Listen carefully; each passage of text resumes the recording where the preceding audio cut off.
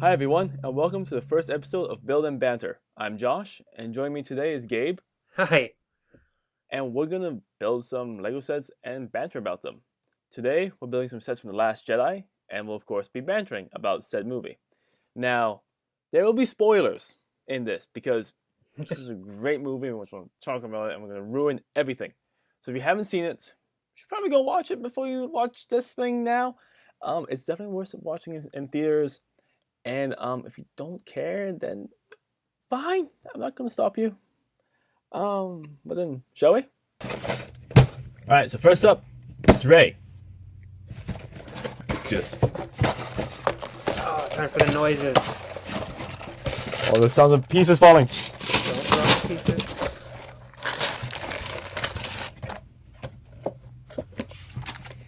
All right. How many steps are you talking? She's sort of a generic figure, so. Kind of like a basic Bionicle. You know, the new Bionicle, which I definitely I didn't buy any of them.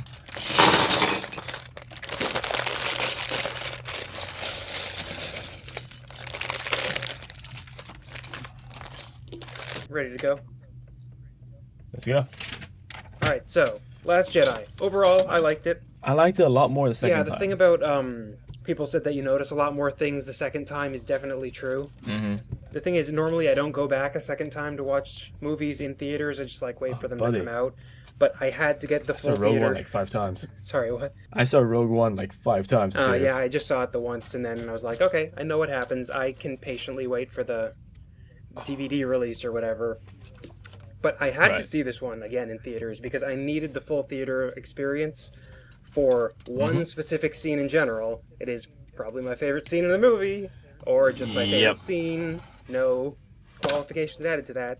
Is of course the Lightspeed ramming scene, where Vice Admiral was really cool. Where Vice Admiral Holdo, in a desperate attempt to save the last bits of the rebellion or the resistance, turns the giant resistance cruiser around and decides to jump to light speed through the gigantic mega destroyer piloted by the First Order, and it's just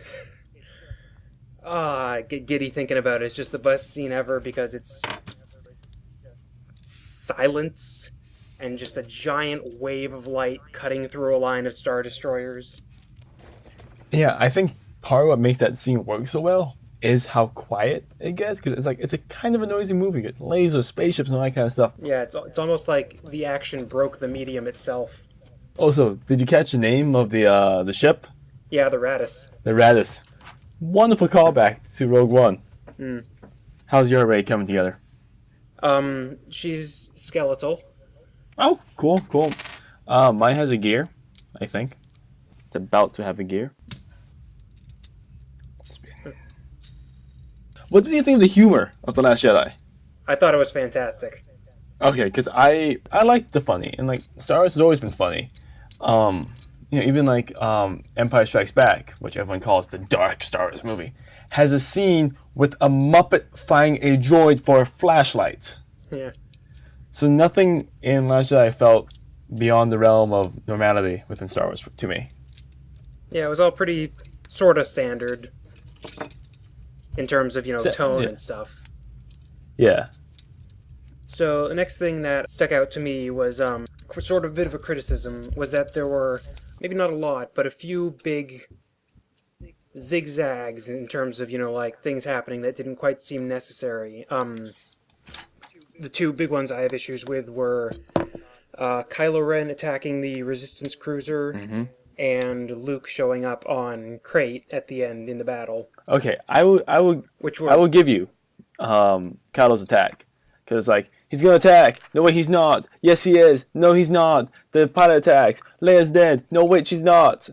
Yeah. I'll give you that one. That was a roller coaster. Maybe it wouldn't seem so bad if, we all know that Carrie Fisher died a little over a year ago, so it might not have seemed quite as stark if that wasn't something that I had to process as that's going to come up in the movies at some point. But,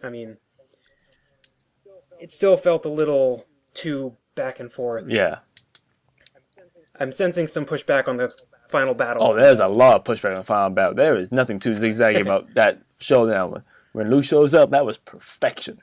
Yeah, it's a good scene, but okay, we go from there's no hope, nobody's showing up, to Luke shows up, to Kylo Ren orders every single gun to fire on him, to every single gun fires on him, but actually he's okay, so Kylo goes out to duel him. He dodges a bunch, then Kylo cuts through him, and oh my god, Luke's dead.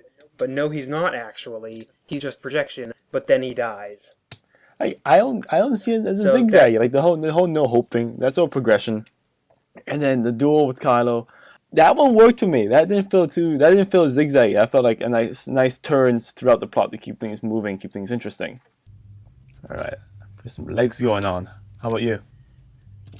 Me, I've got the legs on, working on the arms. How did you speed up so fast? I thought I was ahead of you. You might have been. Oh my gosh. It's not a race.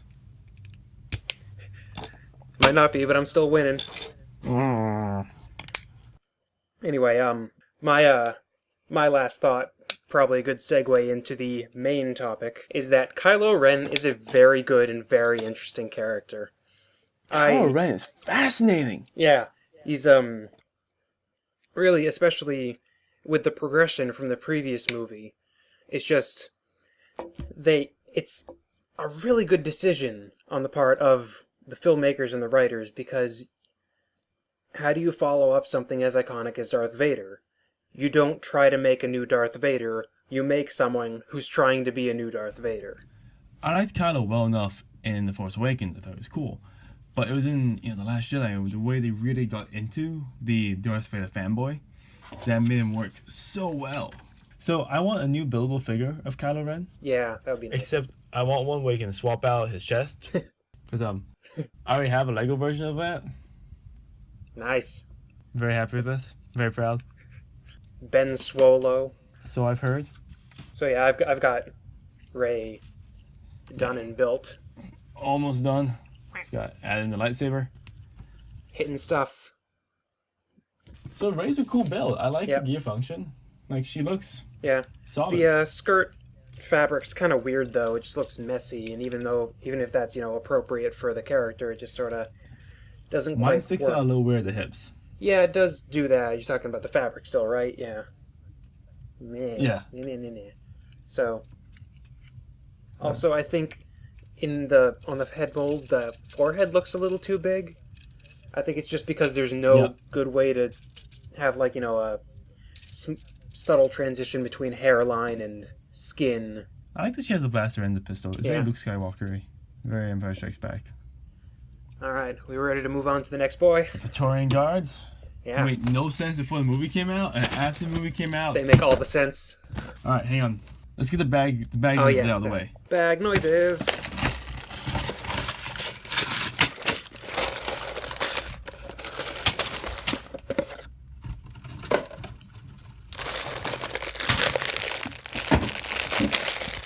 Oh, dang, that's a lot of red. It's like Les Mis Got red on you. You want to introduce what we're talking about here? Yeah. So, the scene we're talking about has a lot of red everywhere, with Rey in front that's right. of the red. That's everywhere. Yeah. Kind of like this. And then you find out it's fabric, it catches on fire, and stuff goes down. So in case that wasn't clear, we're going to be talking about the throne room scene with Snoke. The throne room scene. This is a zigzag that I thought was really good.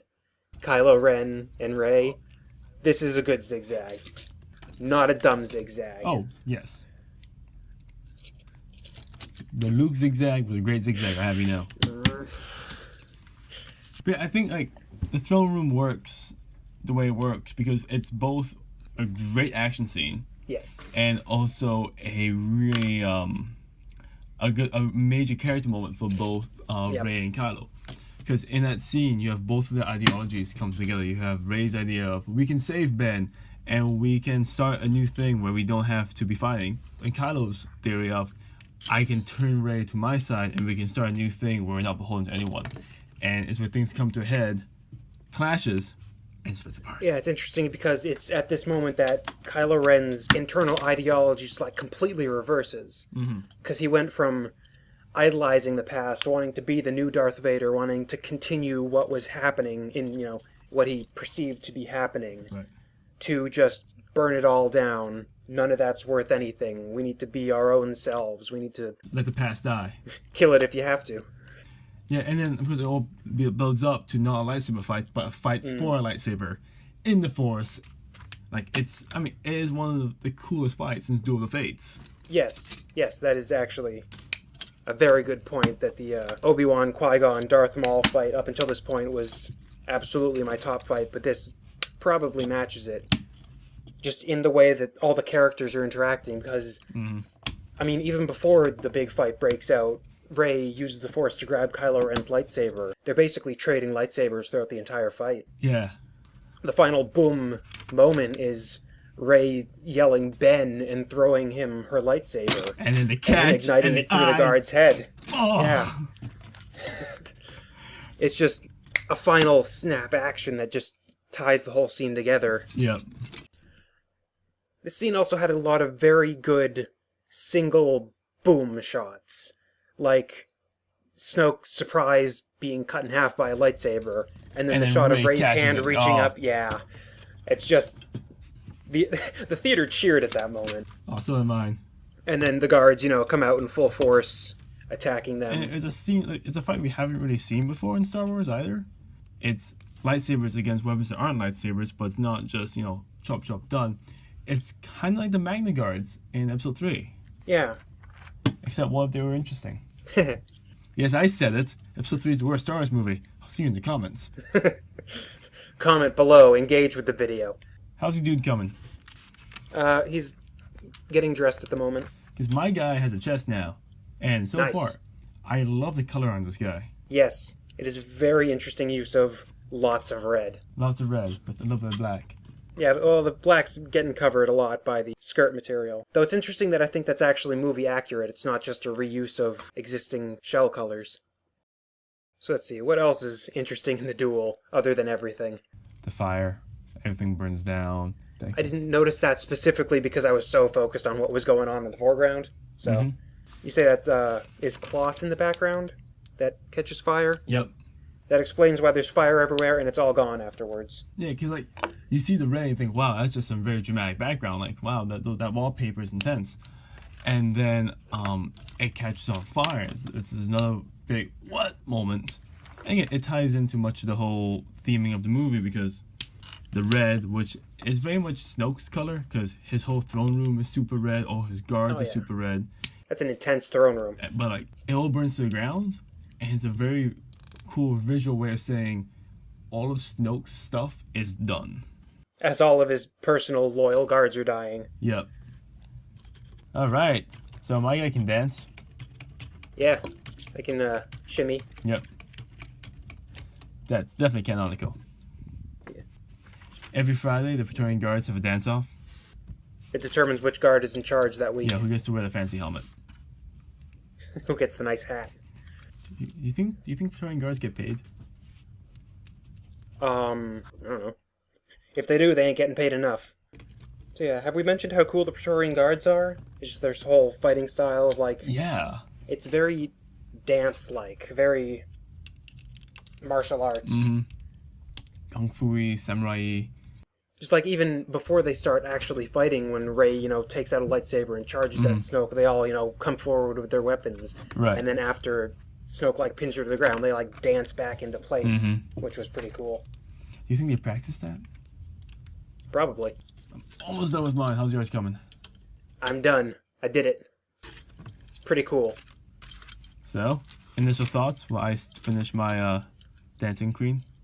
Initial thoughts, I got this while I was building it, but I like the take on this function, because previous functions of the, swinging arms type, done in Skull Basher and K2SO, those felt very, very loose and difficult to, actually hold and use without the arms sort of, going where you don't want them to do. Sure. This one's literally just move back and forth. So It's a set action rather than you gotta kind of navigate and push one side or the other. Yeah. And it's also very fitting for, like, you know, a two-handed weapon like this. Mm-hmm. Which can be split apart. Yes, it can. And because this is Lego, it comes apart too. Woohoo! It's not even a feature they had to design in. You think the whole toy was built around putting stuff together and taking it apart. Just like the movie! Hey! Now we need a Snoke buildable figure with like an exploding function. There's a little switch in the side that you have to insert a lightsaber and it activates. Alright, my guy's done too. Nice. Show me full. Show me for the build cam. So, Rey didn't really have that many unique parts other than the head and the new torso printing, which was, even as a mold, was only available in Jyn Erso. Mm-hmm. But this guy, though, this guy has some nice parts. See that new armor? Yeah, the new armor's pretty cool. It's very interesting. I want to see it on like a dragon or something, like these are its scales, or like a long serpent or something. But what I was looking forward to most was the blades. These are really cool blade pieces. I mean, I like can't these. wait for them to keep showing up in other sets, kind of like the way some Bionicle. I'm weapons. worried they're not, though, because these are very specialized Star Wars type blades. So Yeah. It's really hard to use action features with the one hand. yeah. Well, this one is, you can sorta use it with your thumb, sorta. Sorta, yeah. Not really, Now, though. this is a thing that they've been doing from the get-go, but there's a lot of cloth on these buildable figures. Oh yeah, I think it's interesting. Mm-hmm. A very cool take on what you can do with a figure. Because like, I know the old Knights Kingdom sets, they had capes. I think only a couple of them did. There were the King. I think only The kings. yeah. So I guess I'll just the most important people had capes. It was a very limited run of capes. And like Vezon. Yeah, he had a cool cape, and then that was reused with Karzani. But now we're getting a whole bunch of stuff. Like Oh yeah. the Rogue One guys had capes. If you're going with Star Wars figures, you're not going to be wanting for clothes anytime soon. I mean, I think Chewbacca needs felt. I could see that. Yeah. Just like you have like instead of these armor pieces that go onto the shelves, you have this nice piece of felt stick on it. So it's like very fuzzy Chewbacca. Oh, save that for the buildable figure Porg and Ewok. Oh. Both of which I want. Are you watching Lego? I want a buildable Porg and a buildable Ewok. I like these guys. Yeah. I mean, this is probably one of the better figures of all of them, I think, you know. So I think that about sums up Build and Banter. The first episode, the inaugural, the very first one. Oh, what's episode 2 going to be? Attack of the Clone builds? We'll build like the Toa Metru and like the Paraka, and then we'll just whine about that. And then Lego will finally, 10 years later, give us unique builds. And then the year after that, they'll just come back to clones, and then they're going to stop. Because, Oh, Bionica. There are at least 5 more years of Borak Kal. Yeah, so, thanks for watching the first episode of Build and Banter with me, Josh, and Gabe over there. So yeah, we'll be doing this again, hopefully. Now, Lego does support this whole program. They sent us these sets for us to review, talk about, and banter about the Star Wars movie. That doesn't mean what we're saying is in any way endorsed by Lego. We're just talking about what we want to talk about, and Lego's happy to see us do this. I wanted this set anyway, so... I wanted Rey because she's the best. I just really like this set. This is a good set. It looks cool. It looks cool, it's got a good function, has neat parts, it's just all around a good, solid set. Were we expecting him to grab the X-Wing and fly out? Yes! He had an X-Wing. It was under the water. Remember, Luke can't lift X-Wings out of the water. He tried. He's a Jedi Master. Is that the one thing he never learned in all of his years? Luke can't lift an X-Wing. Is that why you think Kylo Ren went bad? Because he couldn't lift an X-Wing? Is that the one thing Kylo Ren wanted to do? Kylo Ren was like, Master Luke, can you lift the lightsaber? Can you lift the X-Wing? And it was like, no, I can't lift an X-Wing. Kylo Ren's like, why not? You need a Muppet to do that.